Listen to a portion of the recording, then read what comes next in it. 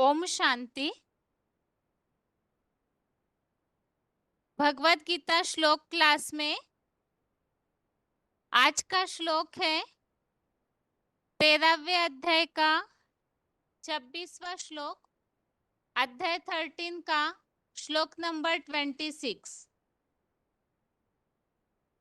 श्लोक है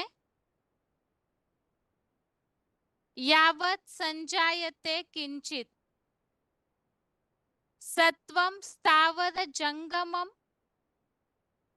क्षेत्र क्षेत्रज्ञ संयोगात तत्विद्धि भरतर्षभ।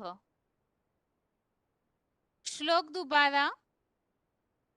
यावत् संजायते किंचित सत्वं स्थावर जंगमम क्षेत्र क्षेत्रज्ञ संयोगात तत्विद्धि भरतर्षभ।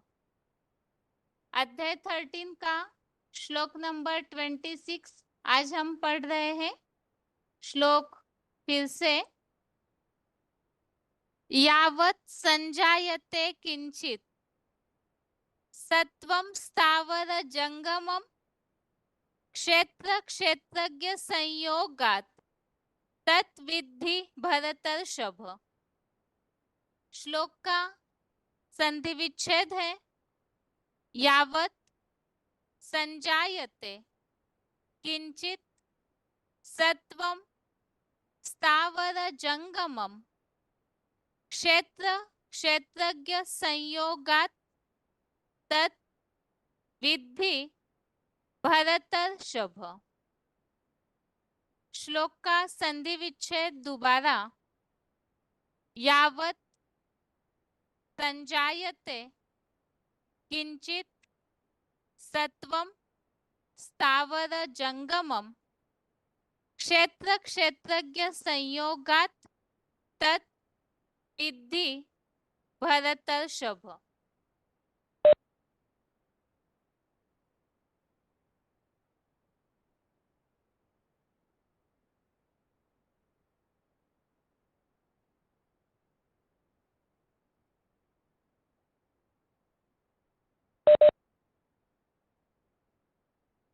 शब्दों के अर्थ है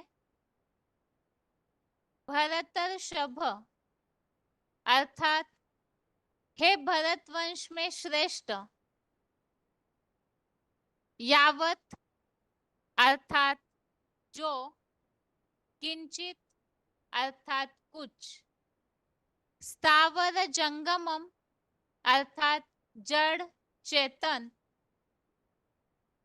सत्वम अर्थात पदार्थ, संजायते अर्थात उत्पन्न होते हैं, तत् अर्थात वह, क्षेत्र क्षेत्रज्ञ संयोगात अर्थात लिंग प्लस आत्म ज्योति शिव।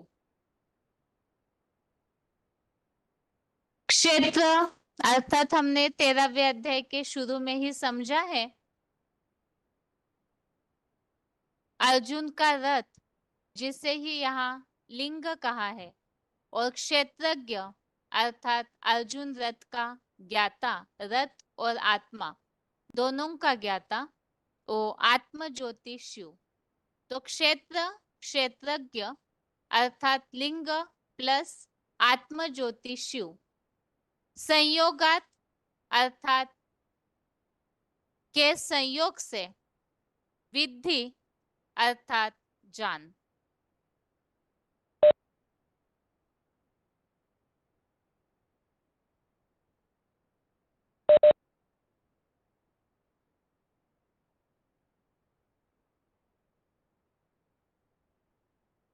शब्दों के अर्थ दोबारा।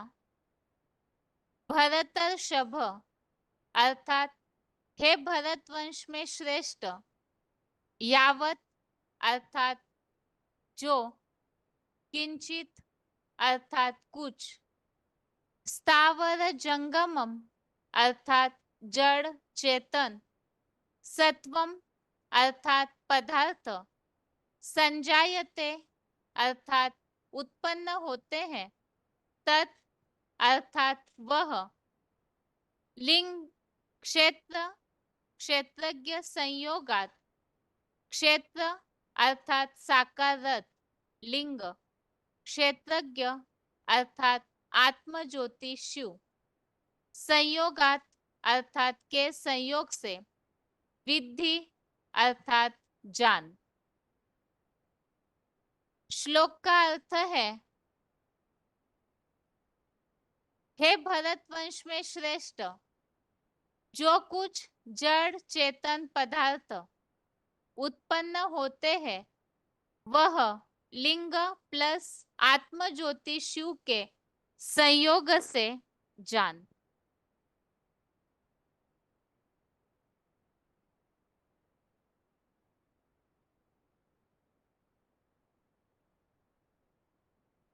तेरहवें अध्याय में हम जहाँ प्रकृति और पुरुष इस संबंधित बातों को समझ रहे हैं, और जैसे कि हमने शुरू में ही समझा है कि 13वें अध्याय में पूरी तरह से क्षेत्र और क्षेत्रज्ञ का ज्ञान दिया हुआ है, और क्षेत्र अर्थात अर्जुन रथ और क्षेत्रज्ञ अर्थात अर्जुन रथ के ज्ञाता, ज्ञ अर्थात ज्ञाता, जानने वाले।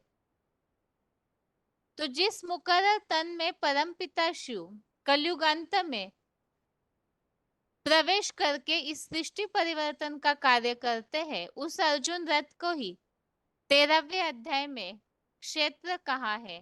और भगवत गीता का पहले अध्याय का पहला श्लोक धर्म क्षेत्र कुरुक्षेत्र, इसमें जो बताया है कि ये धर्म युद्ध भूमि है, कुरुक्षेत्र है कर्म युद्ध की भूमि है, और इस युद्ध क्षेत्र की शुरुआत अर्जुन रथ के द्वारा ही होती है, अर्थात वही सबसे पहले इस युद्ध भूमि का क्षेत्र है।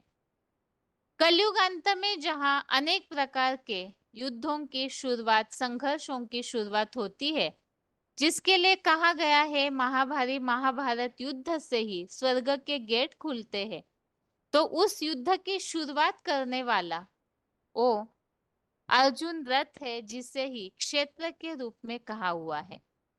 और उस क्षेत्र की पूरी जानकारी हमने शुरू के श्लोकों में समझी है। इसके साथ ही इसी अध्याय में अगला टॉपिक जो हम देख रहे हैं, प्रकृति और पुरुष का विषय। तो क्षेत्र और क्षेत्रज्ञ को ही यहाँ प्रकृति अर्थात अर्जुन रथ आदम, जिनके लिए प्रकृति कहा है, उनका देह जो है वो अपरा प्रकृति, और आत्मा जो है वो परे ते परे स्टेज में रहने वाली, जो कि परम ब्रह्म की स्टेज में पहुंचती है, तो वो परा प्रकृति।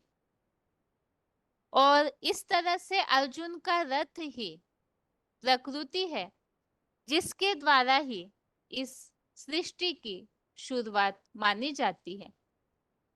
वास्तव में ये जो सृष्टि है अनादि है, इसी तरह से अर्जुन रथ और उनकी आत्मा वो भी अनादि है, अविनाशी बताया। और साथ में ही उनके द्वारा कार्य करने वाले पुरुषोत्तम संगम युग में परम पिता शिव, अर्थात जिसे यहाँ इस अध्याय के अगले टॉपिक में पुरुष के रूप में, परम पुरुष के रूप में कहा हुआ है। शुरू से हमने यहाँ 19 नंबर श्लोक से अध्याय 13 के श्लोक नंबर 19 से जहाँ इस बात को समझना शुरू किया है, प्रकृति और पुरुष का विषय, कि प्रकृति और पुरुष ये दोनों भी अनादि है, और प्रकृति से ही 3 गुणों को और विकारों को उत्पन्न हुआ जानो। इसमें ही हमने इस बात को जैसे 22वें श्लोक में समझा है, अध्याय 13 के श्लोक नंबर 22 में, कि इस देह में अर्थात अर्जुन रथ में परम पिता शिव जो परम पुरुष है और समीप दृष्टा है, और साथ में सब कार्यों की अनुमति दाता है और भरण पोषण करने वाला भी है। तो क्या कार्य करते हैं अर्जुन रथ के द्वारा वो भी बताया गया। तो यहाँ प्रकृति और पुरुष का ही ये सारी सृष्टि खेल है।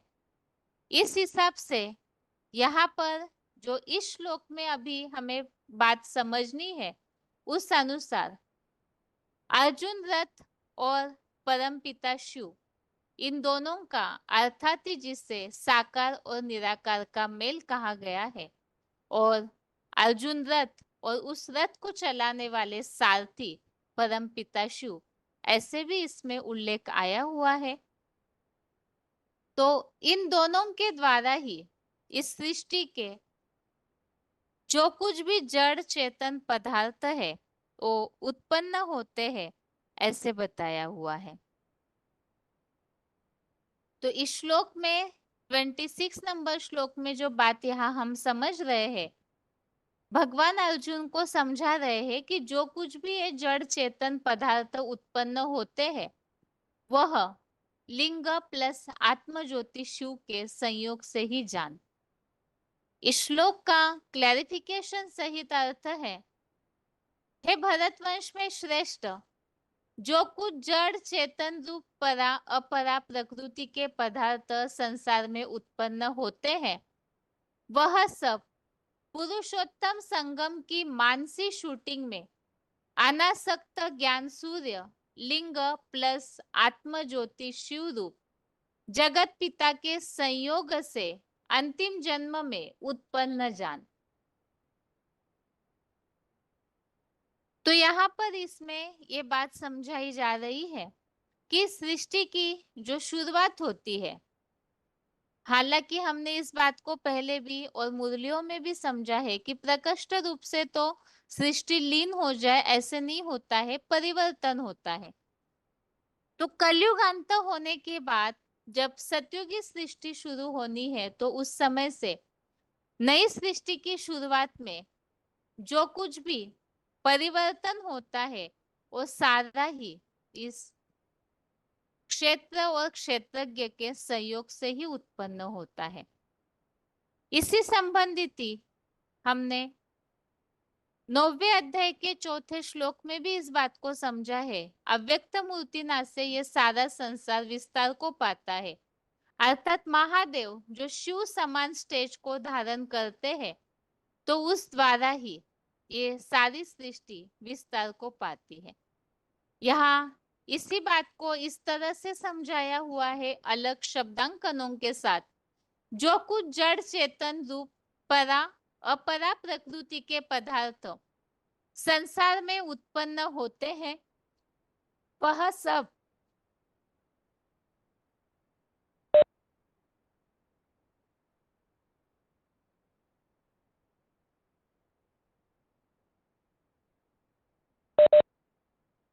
जो कुछ जड़ चेतन रूप परा अपरा प्रकृति के पदार्थ संसार में उत्पन्न होते हैं वह सब पुरुषोत्तम संगम की मानसी शूटिंग में अनासक्त ज्ञान सूर्य लिंग प्लस आत्म ज्योति शिव रूप जगत पिता के संयोग से अंतिम जन्म में उत्पन्न जान। तो इस सृष्टि की शुरुआत कैसे होती है उसी के लिए यहाँ बताया हुआ है, साकार और निराकार के मेल से ही नए सृष्टि की शुरुआत होती है।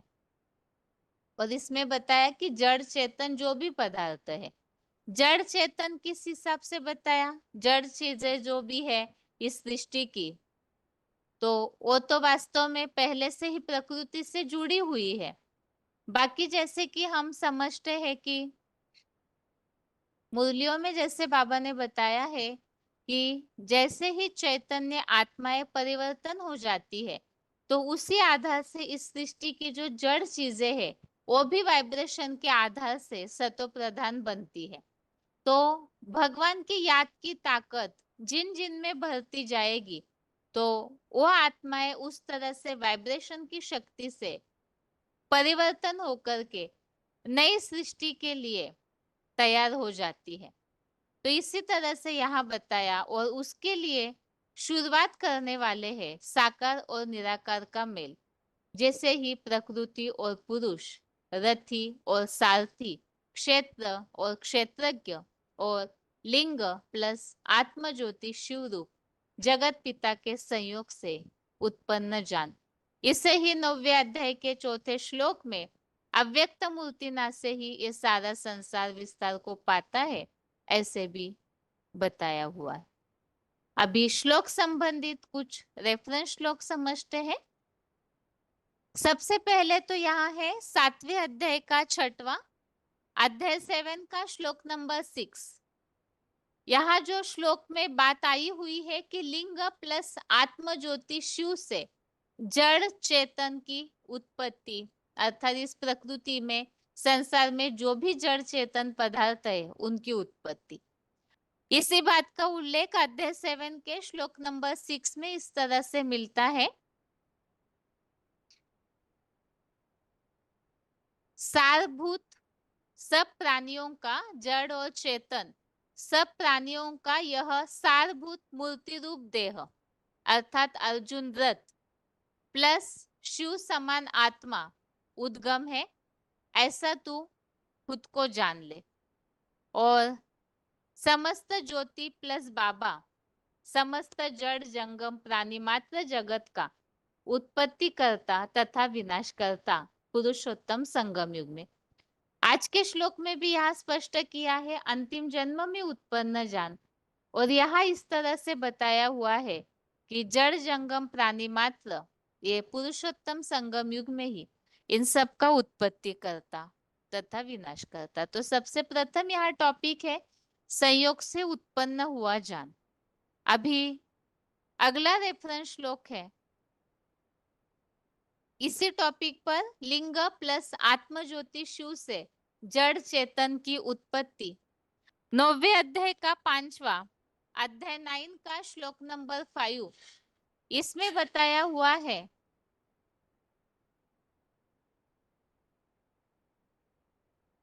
सोमनाथ में शिव समान आत्म ज्योति हीरा और देह स्मृतिहीन साकारी देह वाली अव्यक्त मूर्ति प्राणियों को पैदा करने वाली है। तो यहाँ शिव समान बनी अर्जुन की आत्मा और साथ में उनका देह, तो इस तरह से वो दोनों का कॉम्बिनेशन जो है वही अव्यक्त मूर्ति प्राणियों को पैदा करने वाली है। और 10वें अध्याय के 39 अध्याय 10 के श्लोक नंबर 39 में भी इस बात को स्पष्ट किया हुआ है। सब प्राणी मात्र का जो कुछ भी अनादि पिता रूप बीज है वह शिव समान ज्योति लिंग रूप में हूँ, और एक भी ऐसा चराचर प्राणी संसार में नहीं है जो मेरे से रहित हो। तो इस तरह से सबका उत्पत्ति करता और लिंग प्लस आत्म ज्योति शिव, यही इनके सहयोग से ही इस सृष्टि की उत्पत्ति या शुरुआत होती है, ऐसे श्लोक में बताया हुआ है। अर्थात इस सृष्टि की शुरुआत कहाँ से किसके द्वारा होती है, इस बात को इस श्लोक में स्पष्ट किया हुआ है।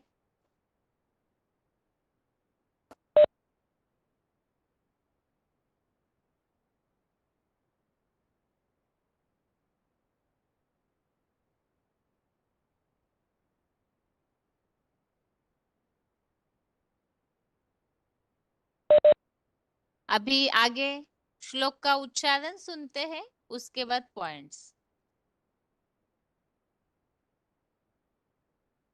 यावत् संजायते किंचित् सत्त्वं स्थावरजङ्गमम् क्षेत्रक्षेत्रज्ञसंयोगात् तद्विद्धि भरतर्षभ।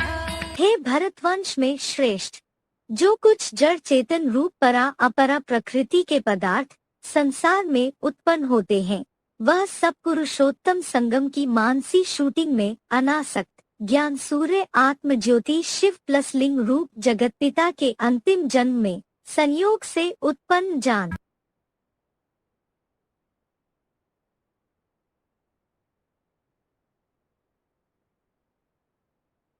यावत् संजायते किंचित् सत्त्वं स्थावरजङ्गमम् क्षेत्रक्षेत्रज्ञसंयोगात् तद्विद्धि भरतर्षभ। हे भरतवंश में श्रेष्ठ, जो कुछ जड़ चेतन रूप परा अपरा प्रकृति के पदार्थ संसार में उत्पन्न होते हैं, वह सब पुरुषोत्तम संगम की मानसी शूटिंग में अनासक्त ज्ञान सूर्य आत्म ज्योति शिव प्लस लिंग रूप जगत पिता के अंतिम जन्म में संयोग से उत्पन्न जान। आगे है श्लोक संबंधित पॉइंट्स। यहाँ जो श्लोक में बात चल रही है कि क्षेत्र और क्षेत्रज्ञ के संयोग से अर्थात लिंग प्लस आत्म ज्योति शिव, इनके संयोग से ही इस सृष्टि में जो कुछ भी जड़ चेतन पदार्थ है वो उत्पन्न हुए हैं, इसी संबंधित ही इस वीसीडी पॉइंट में स्पष्टीकरण दिया हुआ है। वीसीडी नंबर 2305 2305 25 मिनट 25 मिनट्स के बाद से लिया हुआ पॉइंट। भगवान तो एक है, एक ही बात करता है। देवात्मा बच्चों को इशारा देता है, यही तुम्हारा बाप है। मनुष्य सृष्टि का बाप ही तुम्हारा वर्ष है और यही आत्माओं का घर है।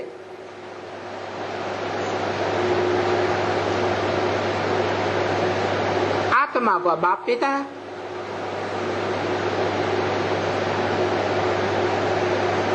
बच्चे कहां से निकलते हैं?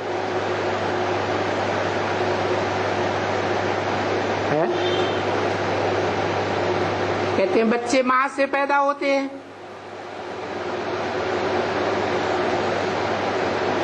लेकिन मां भी गर्भ कहां से धारण करती है?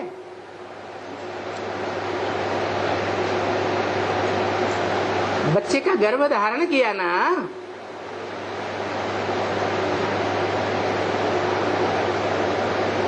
तो आखिरी वो बच्चा कहां से आया? कहां से आया? मां से आया या बाप से आया? बाप से आया। ऐसे ये मनुष्य सृष्टि का बेहद का बाप है।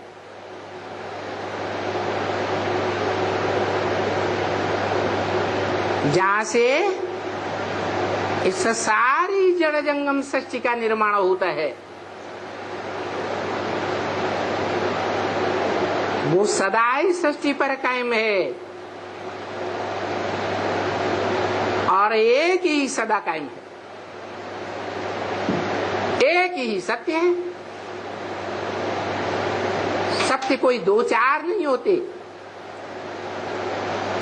और 100% सत्य है तो ही सत्य है।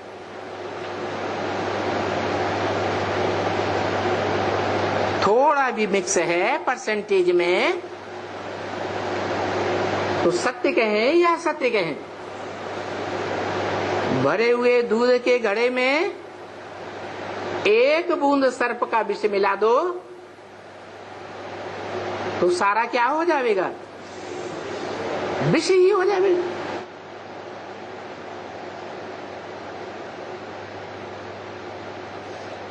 तो जो सदाकाल सत्य है, इस सृष्टि पर भी सदाकाल सत्य है। वो कोई आत्माओं के बाप शिव की बात नहीं है, वो इस सृष्टि पर सदाकाल काबिज ही नहीं रहता।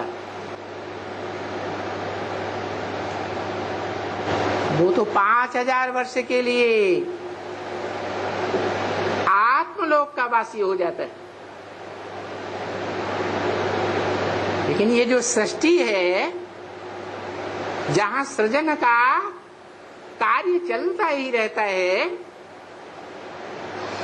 वो सृजन का कार्य एक से चलता है या दो चाहिए?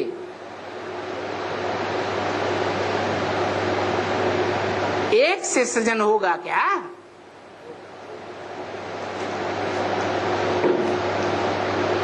तो मनुष्यों का कहना है सृजन कार्य के लिए मूल रूप में दो हैं शक्तियां, एक चैतन्य शक्ति, एक जड़त्वमयी शक्ति।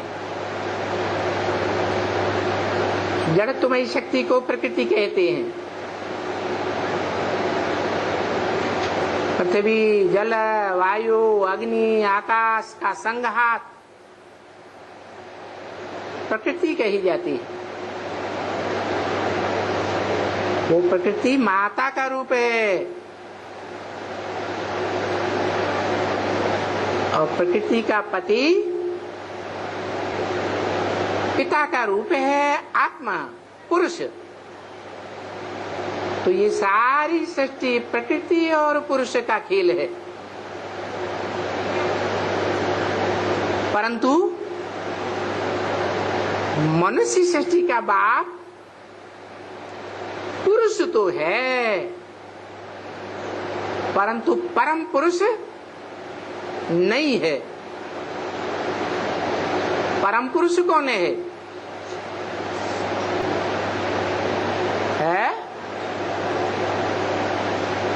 परम पुरुष वो है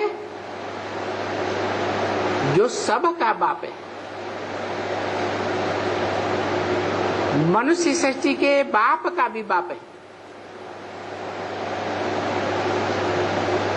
परंतु उसका बाप कोई नहीं।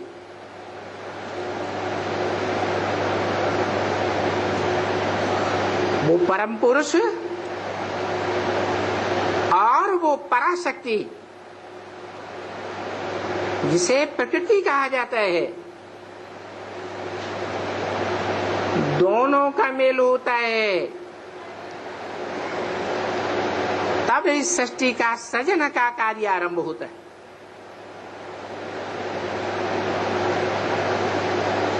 उन दोनों में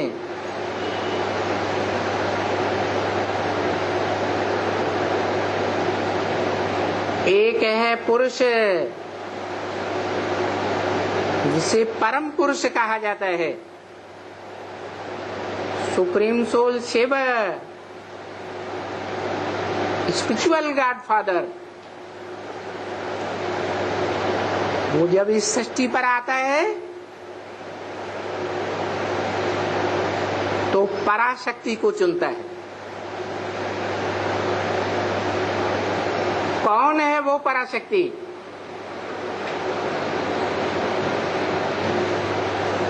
है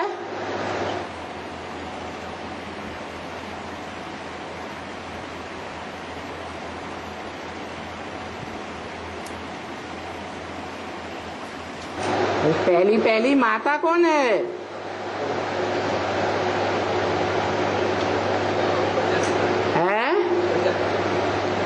परम ब्रह्म। मैं जिसमें प्रवेश करता हूँ उसका नाम ब्रह्मा रखता हूँ, और ब्रह्मा नामधारी तो बहुत है। तो उनमें जो अव्वल नंबर है वही अव्वल नंबर 5 तत्वों का पुतला है।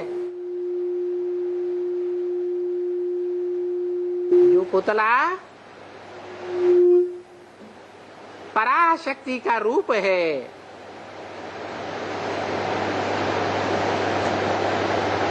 पंच तत्वों का संघात है मूल रूप में।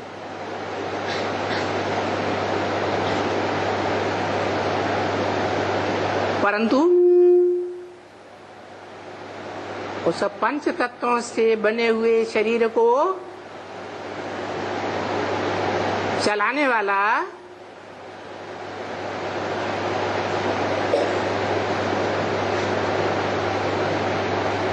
पहले अज्ञानी आत्मा है या संपूर्ण ज्ञानी आत्मा है? पहले क्या है? सुप्रीम सोल शिव निराकार गॉड फादर के आने से पहले वो अज्ञानी है या संपूर्ण ज्ञानी है? उस शरीर को चलाने वाला रथी संपूर्ण अज्ञानी बन जाता है। बल इस सृष्टि पर सदा कायम है तो भी जन्म मरण के चक्र में आने के कारण अज्ञानी बन जाता है।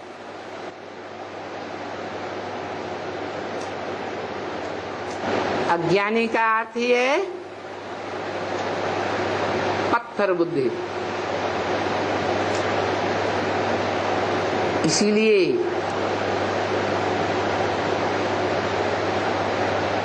उस लिंग को स्वर्णलिंग, रजतलिंग, ताम्रलिंग और लौहलिंग, इन रूपों में गाया और पूजा जाता रहा है।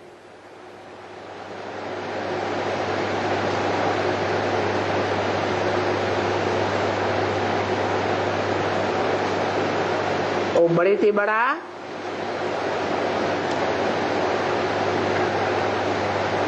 मूल्यवान मेटल भी बनता है, हीरा भी बनता है।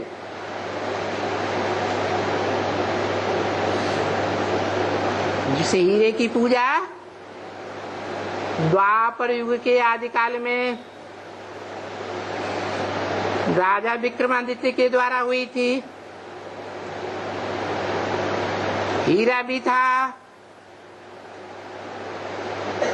और वो साकार शरीर का बड़ा रूप लिंग भी था।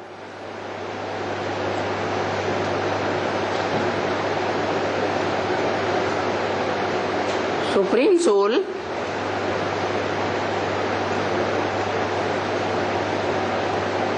नौ रत्नों की तरह कभी पत्थर बनता है। नौ रत्न पत्थर होते हैं या नहीं होते हैं? शिव कभी पत्थर नहीं है, वो तो सदा जागती ज्योति है। वो जागती ज्योति प्रकृति के अव्वल नंबर पुतले में प्रवेश करती है, उस मुकर्रर रथ में प्रवेश करती है।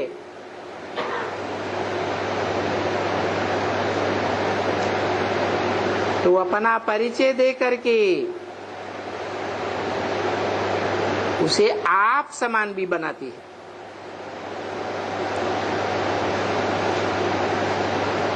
आप समान बन गया,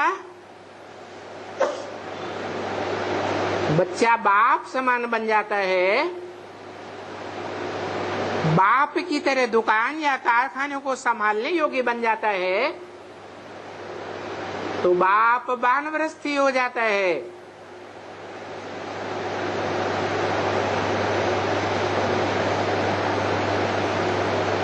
ये परंपरा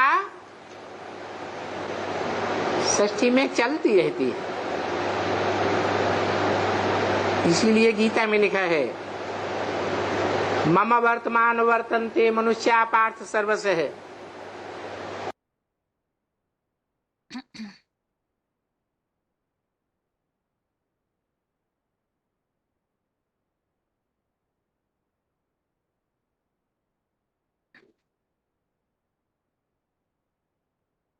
अगला पॉइंट है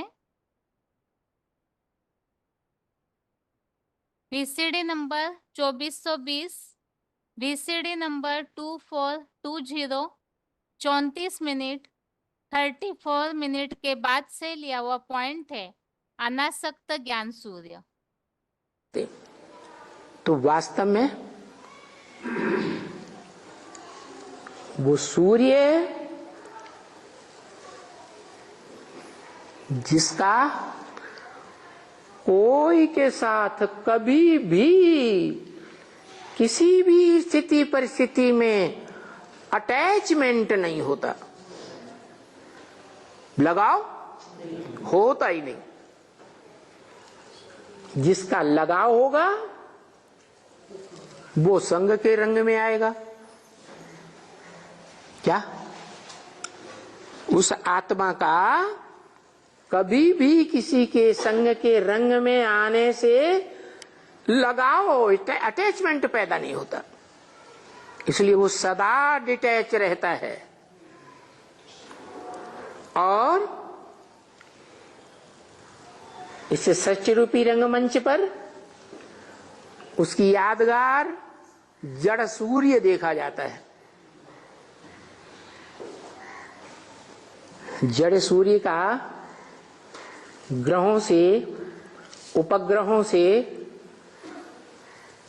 जैसे पृथ्वी से या पृथ्वी के पहाड़ों से, नदियों से, सागर से कोई अटैचमेंट होता है? कभी भी अटैचमेंट नहीं होता, वो तो जड़ है। लेकिन ये चैतन्य ज्ञान सूर्य है, इसका भी किसी से कोई अटैचमेंट नहीं होता। ये ऐसा पार्ट बजाता है, इसलिए सदा सुखदायी है। ऐसा सुख का सागर और कोई भी आत्मा हो ही नहीं सकती, इसलिए उसे सुप्रीम सोल कहा जाता है। क्या? कैसी आत्मा? Supreme soul.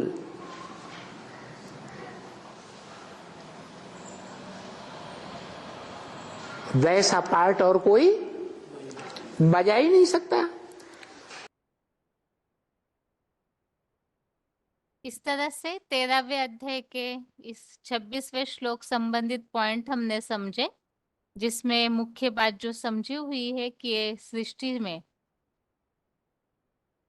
साकार और निराकार का मेल, अर्थात साकार जो है अर्जुन, वो जिस तरह शिव समान स्टेज को बना लेते हैं, तो उसके द्वारा फिर उस संयोग से ही इस सृष्टि में सारे जड़ चेतन पदार्थ उत्पन्न होते हैं।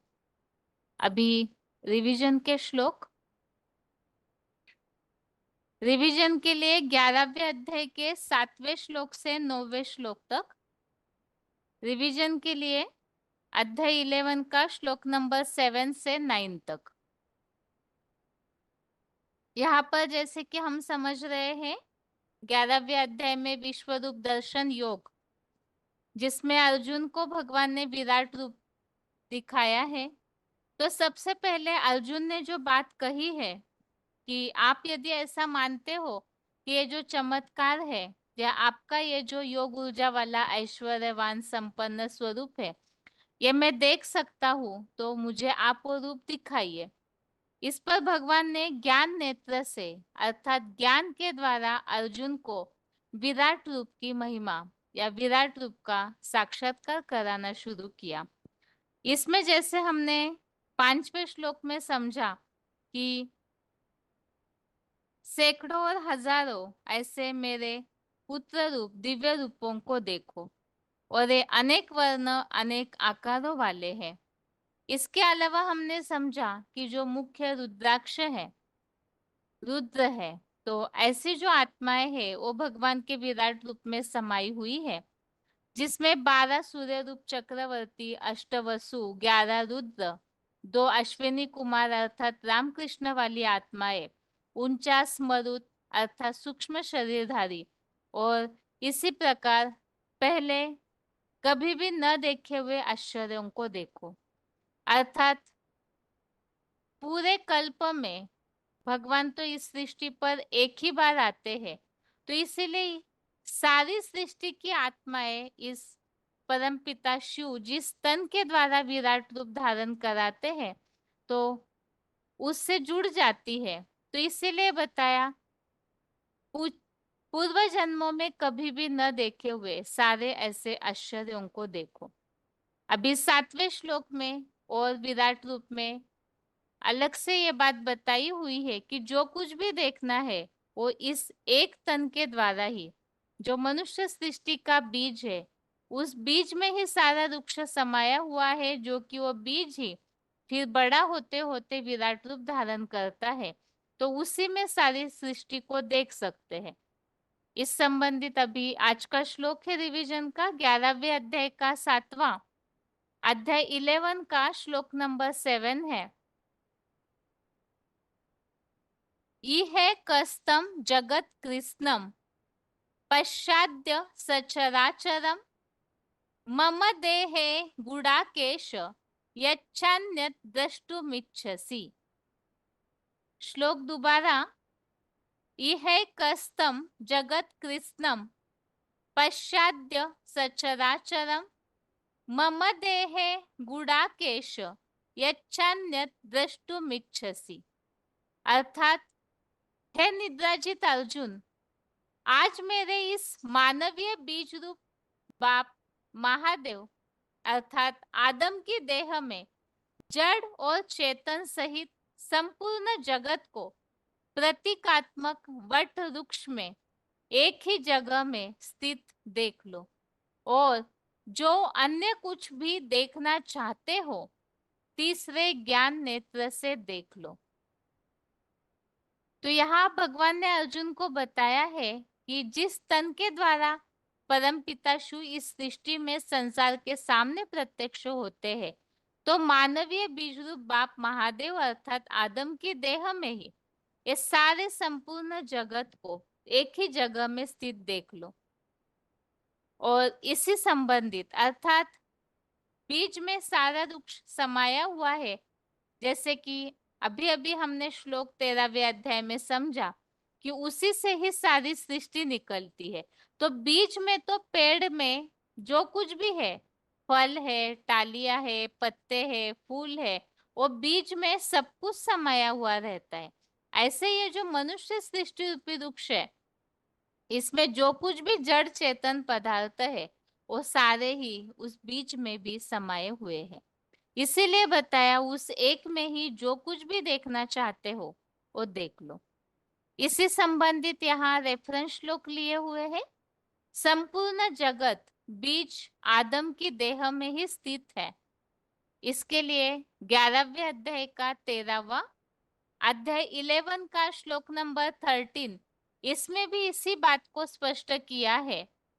संसार बीज देवाधिदेव के उस विराट शरीर में अनेक रूपों के दाई बाई ओर के विधर्मियों और स्वदेशियों में बटे हुए संपूर्ण 7 अरब के जगत रूपी अश्वत्थ सृष्टि वृक्ष को एक सृष्टि बीज आदिदेव में समुचा स्थित देखा। तो इसमें भी यही बात बताई हुई है कि उस महादेव के वही बीज है सृष्टि का, जिससे जगतम पितरम कहा हुआ है। तो उनमें ही इस सारे सृष्टि वृक्ष की जितने भी दाई बाई ओर के स्वदेशी विधर्मी आत्माएं हैं वो समाई हुई है।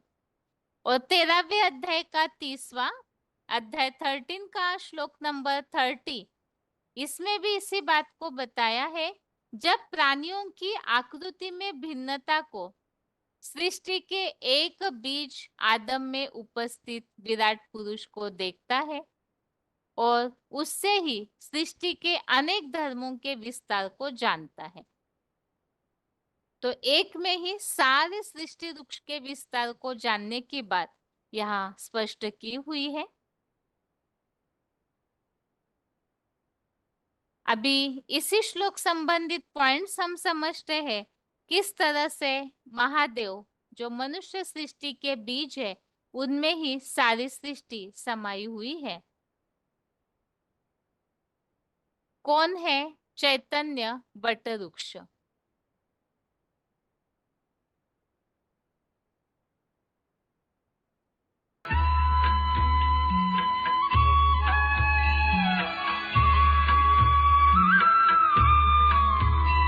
इहैकस्थं जगत्कृत्स्नं पश्चाद्य सचराचरं मम देहे गुणाकेश यच्चान्यद् द्रष्टुमिच्छसि।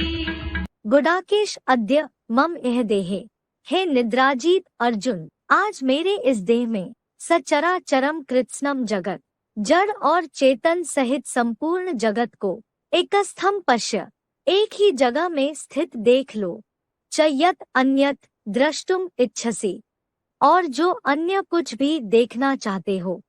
गुडाकेश अद्य मम इह देहे सचराचरम कृत्स्नम जगत एकस्थम पश्य चयत अन्यत द्रष्टुम इच्छसि। भावार्थ, हे निद्राजीत अर्जुन, आज मेरे इस मानवीय बीजरूप बाप महादेव अर्थात आदम की देह में जड़ और चेतन सहित संपूर्ण जगत को प्रतीकात्मक वट वृक्ष में एक ही जगह में स्थित देख लो, और जो अन्य कुछ भी देखना चाहते हो तीसरे ज्ञानेत्र से देख लो।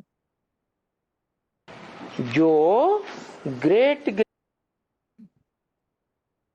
मानवीय बीज रूप बाप आदम, VCD number 2414, VCD number 2414। Great great grandfather है, वो इस मनुष्य सृष्टि का बीज है। आदम कहो, एडम कहो, आदिनाथ कहो, आदिदेव कहो, सब धर्मों में उसे आदि पुरुष की मान्यता है। जैसे वृक्ष होता है तो उसका आदि कौन? पत्ते, तना या टहनियां, फल है या फूल है? बीज कौन? बीज को बाप कहा जाता है। वृक्ष का बीज जैसे वृक्ष का बाप हो गया, तो ये भी मनुष्य सृष्टि रूपी वृक्ष है, जिसका बीज है आदम। आदम माने आदि, जिससे आदि कोई नहीं, वो सब का आदि, उसको आदि करने वाला कोई नहीं। तो वो आदम ग्रेट ग्रेट ग्रैंडफादर हुआ। ये सारी मनुष्य। अगला पॉइंट है वट वृक्ष का बीज Mahadev, VCD number 2356, VCD number 2356। 16 minute के बाद से लिया हुआ पॉइंट है। यहाँ हम जैसे श्लोक में समझ रहे हैं कि इस महादेव रूपी बीज में ही सारी सृष्टि समाई हुई है। तो अर्जुन को भगवान ने कहा है कि जो कुछ भी देखना चाहते हो उस एक बीज महादेव में ही देखो। तो इसी संबंधित यहाँ बताया वट वृक्ष का बीज महादेव है और वही चैतन्य वट वृक्ष भी है।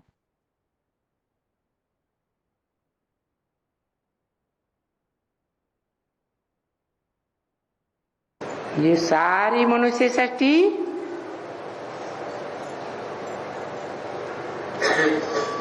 एक वृक्ष के समान है।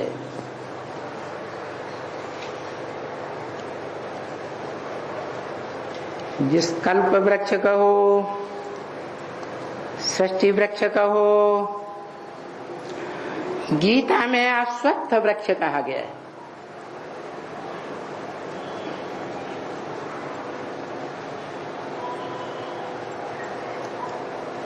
वट वृक्ष भी कहा।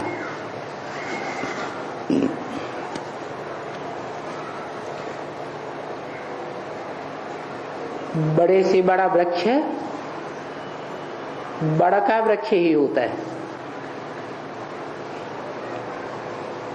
और उसका बीज अति सूक्ष्म होता है।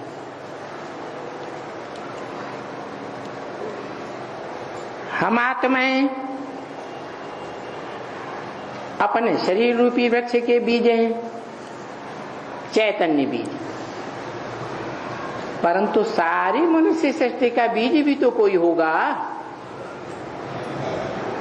होगा या नहीं होगा? तो सारी मनुष्य सृष्टि का जो बीज है, जो इस सृष्टि पर सदा कायम रहता है, उसका भारतीय शास्त्रों में गायन है। क्योंकि बीज को बाप कहा जाता है।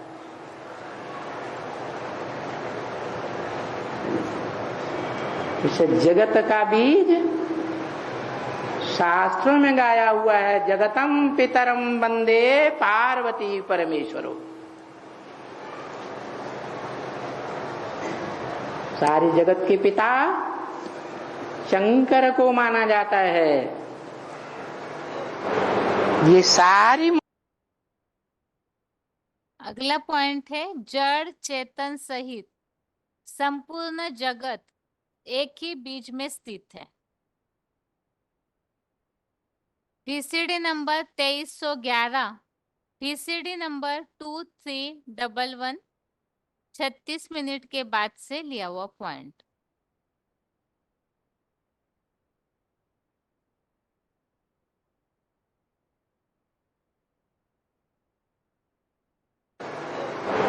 ये सारी मनुष्य सृष्टि रूपी वृक्ष के जो भी पत्ते रूपी बच्चे हैं,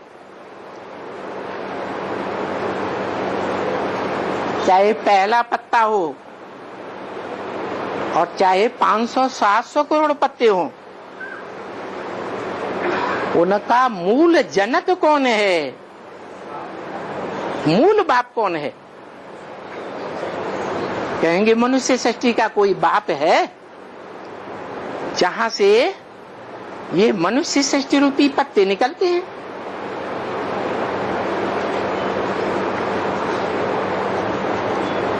तो देखो,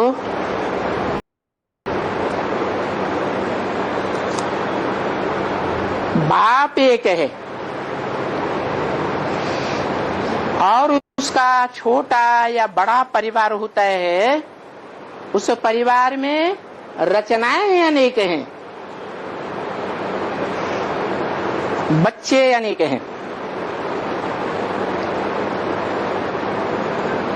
रचयिता एक है।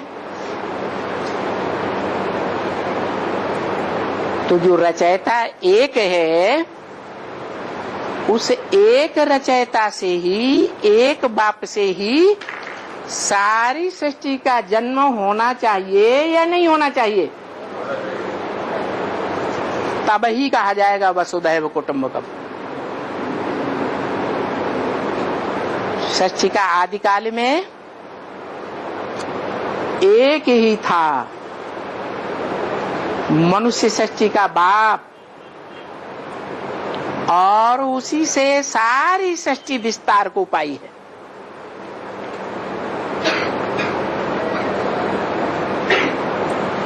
इसलिए कहते हैं शास्त्रों में, आत्मा सो परमात्मा।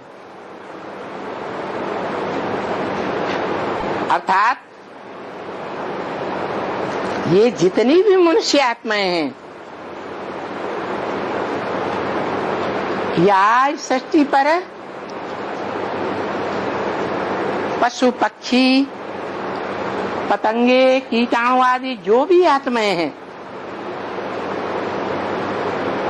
है तो साकार ना, साकार शरीरधारी तो है ना। वो सारा जड़ जंगम संसार ही एक बीज से निकलता है।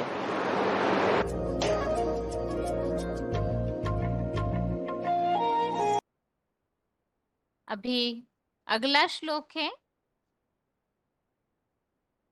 11वें अध्याय का 8वां अध्याय 11 का श्लोक नंबर 8। श्लोक है, न तु मां शक्यसे द्रष्टुम अनेनैव स्वचक्षुषा दिव्यं ददामि ते चक्षुः पश्य मे योगमेश्वरम। श्लोक दोबारा, न तु मां शक्यसे द्रष्टुम अनेनैव स्वचक्षुषा दिव्यं ददामि ते चक्षुः पश्य मे योगमेश्वरम। अर्थात, किंतु इन्हीं अपनी इन आंखों से मुझ इस देह में स्थित विराट रूप को नहीं देख सकेगा। तुझको दिव्य बुद्धि की एडवांस सच्ची गीता वाला तीसरा ज्ञान नेत्र देता हूँ।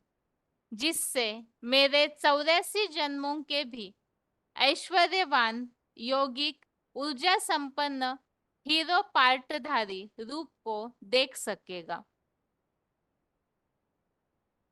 भगवान ने अर्जुन को विराट रूप का जो ज्ञान दिया है, क्योंकि ज्ञान के द्वारा ही पहले तो विराट रूप को समझना है, तो इसलिए ज्ञान दिया और उसके बाद बताया ये जो विशाल ऐसा विश्व रूप है, तो उससे इन चर्म चक्षुओं से एक कलयुगांत में ये जो 5 तत्वों की देह मिली है, उसमें जो आंखें हैं, तो ये तो 3 गुणों से प्रसारित होने के कारण विकारी है। तो इन आंखों से भगवान का ये जो तेजोमय रूप है उसे नहीं देख सकते। इसीलिए भगवान ने कहा कि दिव्य नेत्र देता हूँ, अर्थात ही एडवांस अच्छी गीता ज्ञान, जो कि गहरा ज्ञान है, जिस ज्ञान के द्वारा भगवान का जिस तन के द्वारा ये विराट रूप धारण करते हैं, तो वो ऐश्वर्यवान योगिक ऊर्जा संपन्न रूप देख सकेगा। तो इसीलिए ही ज्ञान के द्वारा ही भगवान को देख सकते हैं। इस बात को इस श्लोक में स्पष्ट किया हुआ है और इससे संबंधित ज्ञान नेत्र से ही भगवान को देखने के लिए 13वें अध्याय का 34 अध्याय 13 का श्लोक नंबर 34, इसमें इस बात को बताया हुआ है कि संपूर्ण बने त्रिनेत्री महादेव के ज्ञान नेत्र द्वारा शिव को जानते हैं। तो ज्ञान नेत्र के द्वारा ही भगवान को देखने की बात यहाँ आई हुई है।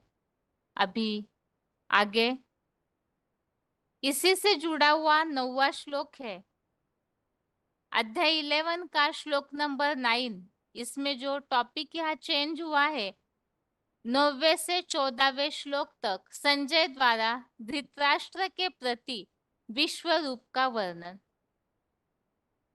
युद्ध भूमि में शास्त्रों में ऐसे दिखाया हुआ है, महाभारत में, कि युद्ध भूमि में जब चारों ओर सारी सेना खड़ी थी, तो उस समय में युद्ध की शुरुआत के पहले ही भगवान ने अर्जुन को गीता का ज्ञान दिया। उस समय बताते हैं कि युद्ध भूमि में सभी को स्थिर करा के और फिर भगवान ने अर्जुन को पूरी तरह से इस गीता ज्ञान को दिया। अब यहाँ पर मुरलियों के आधार से तो हम इस बात को समझते हैं, जो बाबा ने यहाँ बताया हुआ है कि ये जीवन ही युद्ध भूमि है कलयुगांत का, और इस युद्ध भूमि में, जीवन रूपी युद्ध भूमि में, जब नंबरवार पुरुषार्थी अर्जुन अपने कर्तव्य के प्रति उलझे हुए होते हैं, तो उसी समय भगवान गीता का ज्ञान देते हैं, दे रहे हैं। और इसी समय में ही भगवान ने अर्जुन को विराट रूप भी दिखाया, ताकि अर्जुन का, जैसे शुरू में हमने समझा कि इस अध्यात्म ज्ञान के द्वारा अर्जुन कह रहे भगवान से कि मेरा मोह दूर हो गया है।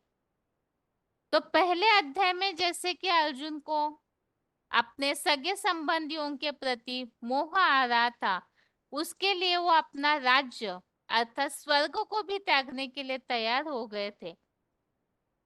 तो दूसरे अध्याय से लेकर के 11वें अध्याय तक पहुंचते पहुंचते अर्जुन को जो ज्ञान हुआ है, उससे उनका मोह दूर हो गया।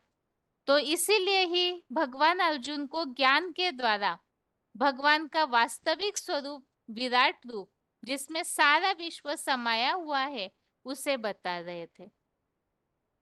तो ऐसे भी महाभारत में उल्लेख है कि वास्तव में युद्ध भूमि में जो कुछ भी हो रहा था, तो उसका वर्णन राजा धृतराष्ट्र अंधे है, तो इसीलिए उनके जो सारथी है संजय, उन्होंने धृतराष्ट्र को युद्ध भूमि में जो कुछ भी हो रहा था उसका वर्णन बताया है। तो इसी संबंधित यहाँ संजय के द्वारा धृतराष्ट्र के प्रति विश्व रूप का वर्णन इसमें 9वें श्लोक में यहाँ बताया है। संजय उवाच एवं उक्त्वा ततो राजन् महायोगेश्वरो हरिः दर्शयामास पार्थाय परमं रूपमैश्वरम्। श्लोक दोबारा। एवं उक्त्वा ततो राजन महायोगेश्वरो हरि दर्शयामास पार्थाय परमम रूपम ऐश्वरम। अर्थात तब राजन ऐसा कहकर महान योगेश्वर पाप हरता शिव ज्योति भगवान अर्जुन को परम ऐश्वर्यवान नंबरवार हीरो जैसे विभूति रूप दिखाने लगे। तो अगले श्लोकों में विभूति रूप अर्थात ये जो विराट रूप है वो किस तरह से समाया हुआ है, विष्णु चतुर्भुज वही महाकाल के रूप में भी अर्जुन को दिखता है, उसे हम अगले श्लोकों में समझेंगे। अभी यहाँ 8वें और 9वें श्लोक में जो दो मुख्य बातें समझी है कि ज्ञान नेत्र के द्वारा ही भगवान का विराट रूप देख सकते हैं और वो ज्ञान अर्थात परमपिता शिव जो गहरा एडवांस ज्ञान प्रैक्टिकल तन के द्वारा देते हैं, तो उसी के द्वारा ज्ञान के द्वारा ही भगवान के इस साकार में आए हुए निराकार परमपिता की महिमा को जान सकते हैं। अभी इस श्लोक संबंधित पॉइंट समझते हैं।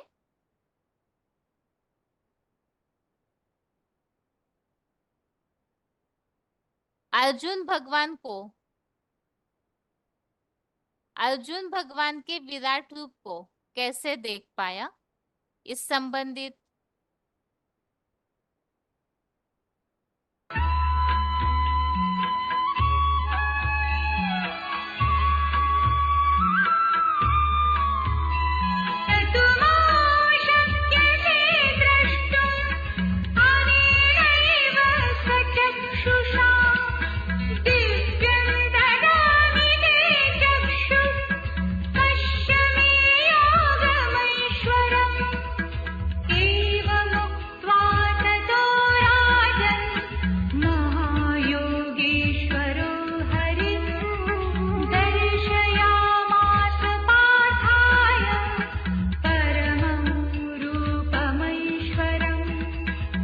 अनेन एव स्वचक्षुषा किंतु इन्हीं अपनी आँखों से माम न द्रष्टुम शक्यसे मुझको नहीं देख सकेगा।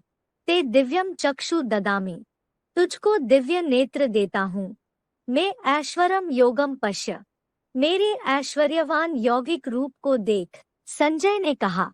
ततः राजन एवं उक्त्वा तब राजन ऐसा कहकर महायोगेश्वर हरिः पार्थाय महान योगेश्वर पापहर्ता शिव अर्जुन को परमम ऐश्वरम रूपम दर्श्यामास परम ऐश्वर्यवान विभूति रूप दिखाने लगे। तु अनेन एव स्वचक्षुषा माम न द्रष्टुम शक्यसे ते दिव्यम चक्षु ददामि मे ऐश्वरम योगम पश्य।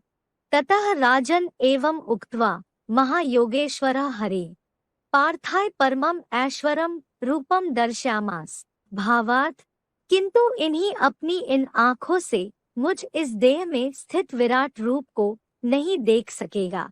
तुझको दिव्य बुद्धि की एडवांस सच्ची गीता वाला तीसरा ज्ञान नेत्र देता हूँ, जिससे मेरे 84 जन्मों के भी ऐश्वर्यवान यौगिक ऊर्जा संपन्न हीरो पाटधारी रूप को देख सकेगा। तब राजन ऐसा कहकर महान योगेश्वर पापहर्ता शिव ज्योति भगवान अर्जुन को परम ऐश्वर्यवान नंबरवार हीरो जैसे विभूति रूप दिखाने लगे। अरे जो विराट पॉइंट है इस देह में स्थित विराट रूप, जो हमने समझा है कि मनुष्य सृष्टि रूपी वृक्ष अश्वत्थ वृक्ष जिसे गीता में कहा है, उसे ही चैतन्य वट वृक्ष कहा है, जो कि महादेव वही मनुष्य सृष्टि के बीज है और उसमें ही ये विराट रूप भी स्थित है, जिसे ज्ञान नेत्र के द्वारा देख सकते हैं। इस संबंधित यहाँ पॉइंट है देह में स्थित विराट रूप और VCD नंबर है 2344-2344।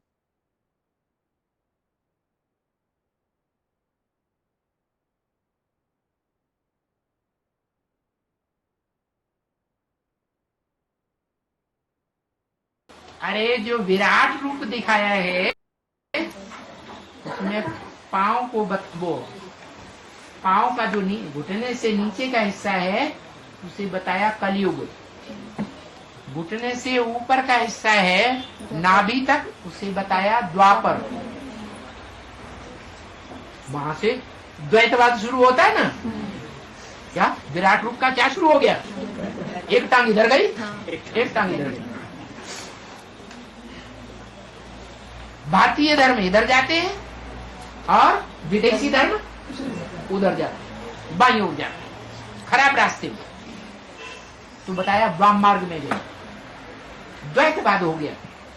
दो दो धर्म, दो दो राज्य, दो दो भाषाएं, दो दो कुल, दो दो मतें हो गई। 2 से 4, 4 से 8 होते ही जाते। तो ये द्वापर में विराट रूप का स्वरूप दिखाया। फिर नाभि से ऊपर का हिस्सा त्रेता दिखाया और उससे गर्दन से ऊपर का हिस्सा सतयुग दिखाया। क्या वहां टोटल इंद्रियों का सुख भोगते हैं, ज्ञान इंद्रियों का। त्रेता में देह का अंश शुरू होता है। तो देखो ये विराट पुरुष में सारी सृष्टि समाई हुई है। जिन्होंने विराट रूप का चित्र देखा होगा वो जानते हैं, उसमें देवताएं भी दिखाई, देवियां भी दिखाई, राक्षस भी दिखाए, मनुष्य भी दिखाए, ब्रह्मा विष्णु शंकर भी दिखाए, सब प्राणी दिखाए जाते। इससे साबित होता है कि वो एक रूप है जो गीता में बताया गया परमात्मा इति उदाहत। उसको क्या कहते हैं? उदाहत माने कहा जाता है। क्या कहा जाता है? परमात्मा। इसलिए परमात्मा शब्द परम पिता के बाद आता है।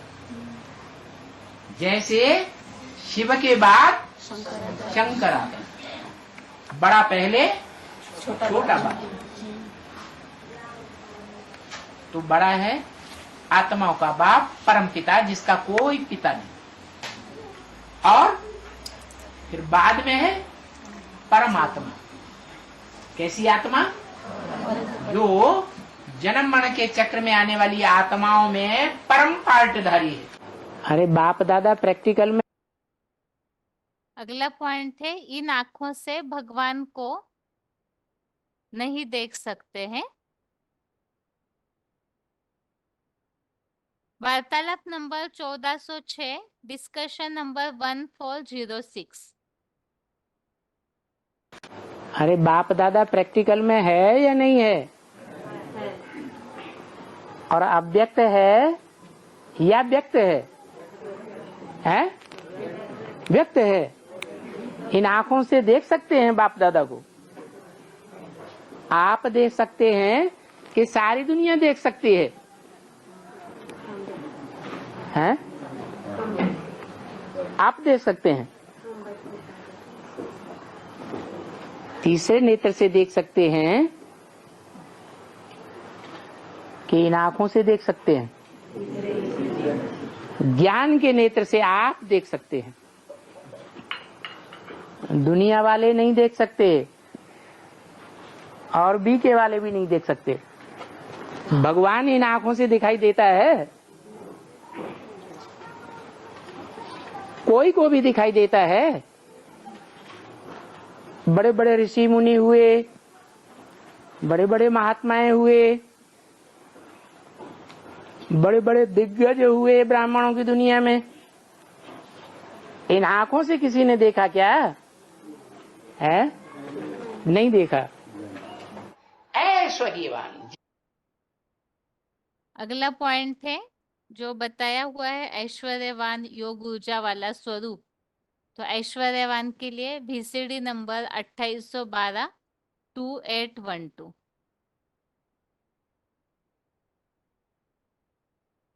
है? नहीं देखा। ऐश्वर्यवान, जिससे ज्यादा ऐश्वर्य और किसी के पास हो ही नहीं सकता। साकार में या निराकार में? हाँ, साकार में जब प्रवेश करते हैं तब ऐश्वर्य। छोटे बड़े पात्र तैयार हो रहे हैं ना, तो ये जो अगला पॉइंट है यौगिक ऊर्जा संपन्न हीरो पार्टधारी। VCD number 2551 2551। छोटे बड़े पात्र तैयार हो रहे हैं ना, तो ये जो पात्र तैयार हो रहे हैं उनमें योग बल, जिसे हम कहते हैं ऊर्जा, क्या जैसे ये मशीनें होती है ना, छोटी बड़ी मशीनें होती हैं, तो वो कब चलती है? हाँ, उनमें जब ऊर्जा का कनेक्शन दिया जाएगा तो चलेगी, नहीं तो क्लास। और क्या चलती रहती है 5,000 साल? 5,000 साल लगातार चलती रहेंगी? हैं? चलती रहती है? नहीं, एक मशीन चलती है। अच्छा, वेद की बात है, हम तो मशीनों की उनकी बात कर रहे थे। एक मशीन चलती रहती है। अच्छा, वो कौन सी मशीन है जो एक ही बार में इतना योग बल भर लेती है कि सृष्टि के आदि से लेकर के और जब तक दूसरी सृष्टि शुरू हो तब तक वो उसमें ऊर्जा चलती ही रहती है। हाँ, तो वो है आदम, क्या पहला आदमी इस सृष्टि का। अगला पॉइंट है दिव्य चक्षु, जो बताया है भगवान को इन आंखों से नहीं देख सकते हैं, इसलिए भगवान ही एडवांस गीता ज्ञान का तीसरा नेत्र दिव्य चक्षु देते हैं। तो दिव्य चक्षु अर्थात डिस्कशन नंबर 624, वार्तालाप नंबर 624।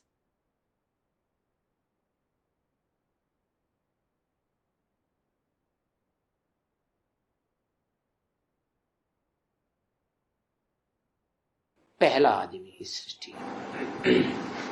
बाबा, दिव्य चक्षु माना क्या? ये चक्षु होते हैं स्थूल चक्षु, और एक दिव्य चक्षु होता है जिसे कहते हैं तीसरी आंख। वो भी दो प्रकार की होती है।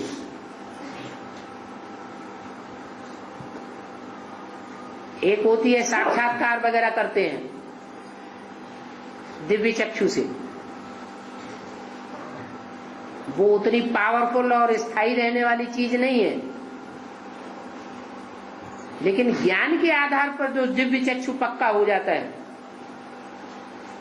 आत्मा का तीसरा नेत्र खुल जाता है सदैव के लिए, वो पक्का दिव्य चक्षु है। यज्ञ के आदि में भी बहुतों को साक्षात्कार हुए थे। सिंध हैदराबाद में साक्षात्कार होते गए और ज्ञान में आते गए। वो टिके हुए हैं या हवा हो गए? हैं? हवा हो गए। लेकिन ज्ञान के आधार पर जिनका बुद्धि रूपी तीसरा नेत्र खुलेगा, दिव्य चक्षु खुलेगा, वो दिव्य चक्षु वाले देवता बन जाएंगे। किसी आत्मा। अगला पॉइंट है दिव्य बुद्धि की एडवांस सच्ची गीता वाला तीसरा ज्ञान नेत्र। दिव्य बुद्धि का एडवांस सच्ची गीता वाला तीसरा ज्ञान नेत्र। VCD number 148, VCD number 148।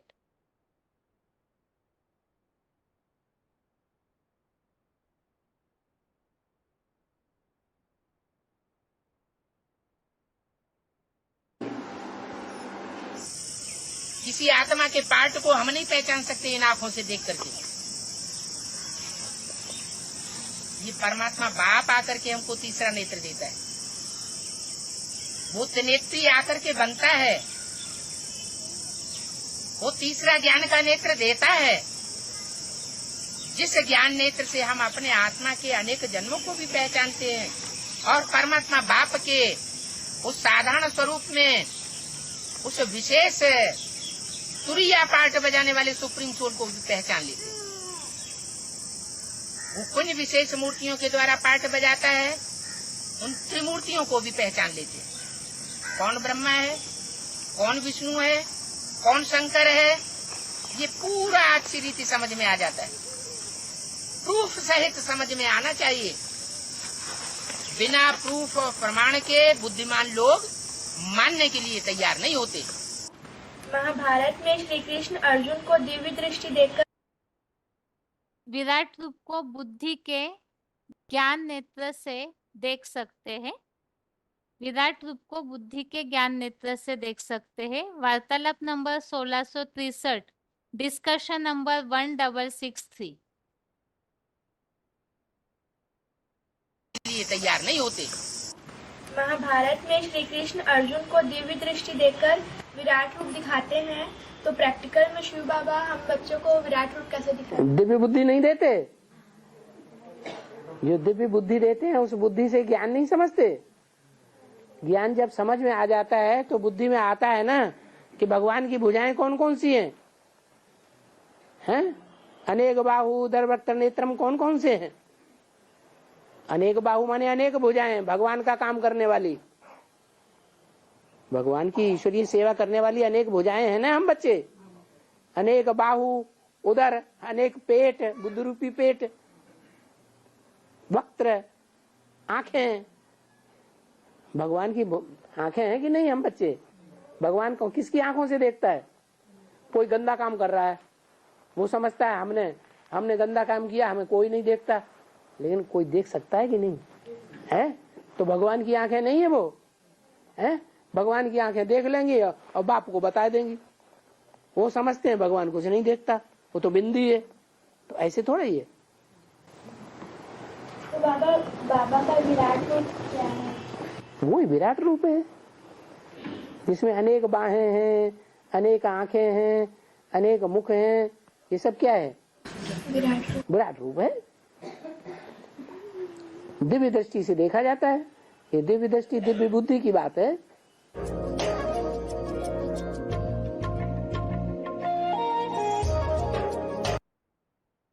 अभी आज के श्लोक को एक बार रिवाइज करते, आज का क्लास पूरा करते हैं। 13वें अध्याय का 26वां अध्याय 13 का श्लोक नंबर 26 है।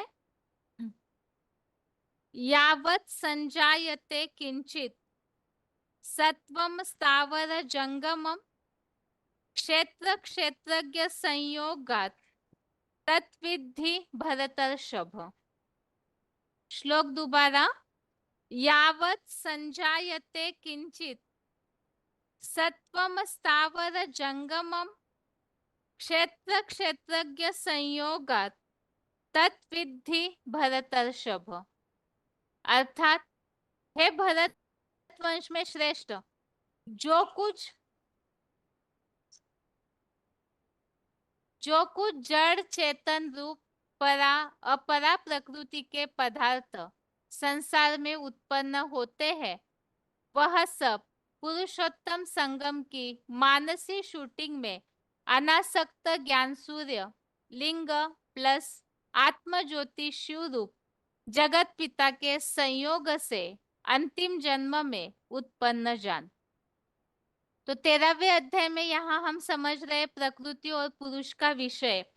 इसमें हमने समझा अर्जुन रूपी क्षेत्र और उसके ज्ञाता क्षेत्रज्ञ, इन्हें ही रथी और सारथी का ज्ञान भी कहा है, और इसे ही यहाँ प्रकृति और पुरुष भी कहा, और उनके संयोग से ही इस सृष्टि की उत्पत्ति होती है, ऐसे इस श्लोक में समझाया हुआ है। इसी संबंधित हमने रेफरेंस श्लोक देखे हैं। लिंग प्लस आत्म ज्योति शिव से जड़ चेतन की उत्पत्ति, इसी के लिए 7वें अध्याय का 6वां अध्याय 7 का श्लोक नंबर 6, इसमें भी इस बात को बताया हुआ है कि जड़ चेतन सब प्राणियों का यह सारभूत मूर्ति रूप देह अर्थात अर्जुन और शिव समान आत्मा ही उद्गम है, और सदाशिव ज्योति प्लस बाबा समस्त जड़ जंगम प्राणी मात्र का इस पुरुषोत्तम संगम युग में उत्पत्ति करता है। इसी तरह से 9वें अध्याय का 5वां अध्याय 9 का श्लोक नंबर 5, इसमें भी इसी बात को बताया हुआ है। सोमनाथ में शिव समान आत्मज्योति हीरा देह स्मृतिहीन, अर्थात अर्जुन की आत्मा महादेव जो शिव समान बनते हैं, तो उनकी आत्मा जो अपने इंद्रियों का भान नहीं और साकारी देह वाली अव्यक्त मूर्ति, शरीर तो है मूर्ति तो है लेकिन उसका भान नहीं, तो ऐसे प्राणियों को पैदा करने वाली। और 10वें अध्याय का 39, अध्याय 10 का श्लोक नंबर 39, इसमें भी इस बात को बताया है। सब प्राणी मात्र का जो कुछ भी अनादि पिता रूप बीज है और शिव समान ज्योति लिंग रूप मैं हूँ, अर्थात पिता अर्थात ही जन्मदाता, तो वो शिव समान बना हुआ अर्जुन रथ प्लस शिव समान बनी आत्मा, उनके लिए बताया है कि वो इस सृष्टि का उत्पत्ति करता है। इस तरह से आज के क्लास में हमने 13वें अध्याय के 26वें श्लोक में इस सृष्टि की उत्पत्ति किस तरह होती है उसे समझा, और साथ में ही 11वें अध्याय में परमपिता शिव जो विराट रूप देखने की बात है, अर्जुन को भगवान विराट रूप देखने के लिए समझा रहे हैं कि ये जो ऐश्वर्यवान योगिक ऊर्जा संपन्न रूप है, तो इसे केवल ज्ञान नेत्र के द्वारा ही देख सकते हैं, और वो ज्ञान नेत्र भी भगवान ही देते हैं। तो एडवांस ज्ञान ही वास्तव में दिव्य बुद्धि के द्वारा ग्रहण करके उसी के द्वारा परमपिता शिव को, और साथ ही में ज्ञान के द्वारा ही साकार में मुकर्रर तन के द्वारा जो विराट रूप धारण किया जाता है, तो उसे भी देख सकते हैं। इस तरह से आज के क्लास में हमने 11वें अध्याय के 7वें से 9वें श्लोक की रिवीजन और 13वें अध्याय का 26, अध्याय 13 का श्लोक नंबर 26 और रिवीजन में अध्याय 11 का श्लोक नंबर 7 से श्लोक नंबर 9 तक समझा है। इसके साथ ही आज के लिए गीता क्लास यहाँ ही पूरा करते हैं। ओम शांति।